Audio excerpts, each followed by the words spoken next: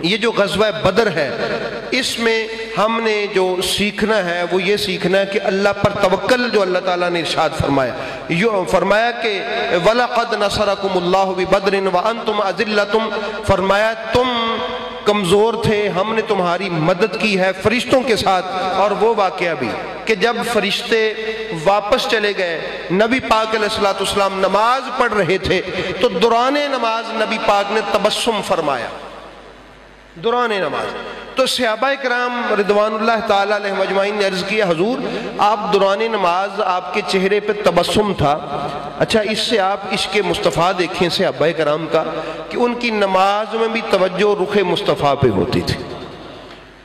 آپ نے فرمایا ہاں وہ جبریل اجازت لے رہا تھا۔ یا رسول اللہ کیسی اجازت؟ فرمایا جب جنگ ختم ہوئی تو جبریل چلا گیا، 5000 فرشتہ ساتھ تھا تو دروازہ بند پایا، تو اللہ تعالیٰ نے آگے سے فرمایا جبریل جس کی خدمت میں بھیجا تھا اس سے اجازت نہیں لے کے آیا۔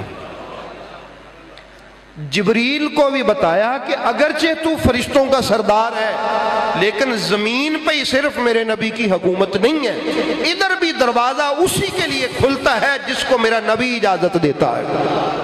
یہ شان مصطفیٰ بھی دکھائی غزوہ بدر میں اللہ تعالیٰ نے کہ جبریل تو فرشتوں کا سردار ہے لیکن ادھر بھی حکومت میرے مصطفیٰ کی ہے، ادھر بھی میں نے اپنے نبی کی عظمت کے جھنڈے گاڑے ہوئے ہیں، یہ دروازے بھی اسی کے لیے کھلتے ہیں جس کو اشارہ مصطفیٰ ہوتا۔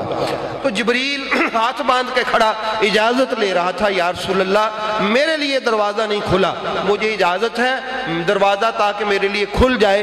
تو نبی پاک سرکار نے نماز میں جبریل کو اجازت عطا فرمائی۔ یہ شان مصطفیٰ ہے۔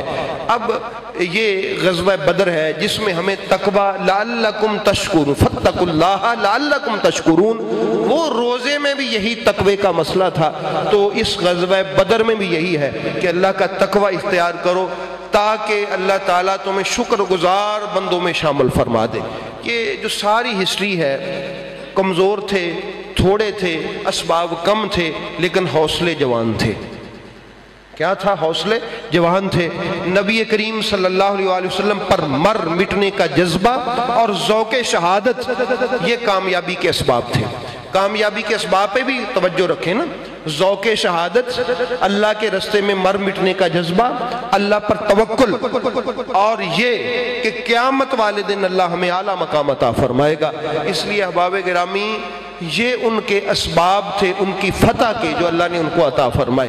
اور کبھی وقت لگے تو اس بات پہ بھی توجہ کیجئے گا کہ غزوہ بدر کے جو اس دور میں بچے ہوئے صحابہ کرام تھے، جنگ صفین میں مولا علی کے ساتھ کھڑے تھے اور ان کی جنگ صفین میں شہادت ہوئی۔ بدری اصحاب، بہت سارے بدری اصحاب صفین میں مولا علی کی طرف سے لڑ رہے تھے اور ان کی شہادت ہوئی۔ یہ جو اصل میں عظیم صحابہ ہے، تو یہ بھی کبھی ذہن میں رکھیے گا کہ ان بدری صحابہ میں جو اس دور میں بچے ہوئے تھے حضرت مولا علی کے ہم رکاب تھے، اور اللہ نے ان کو اس صف میں شہادت کا رتبہ عطا فرمایا۔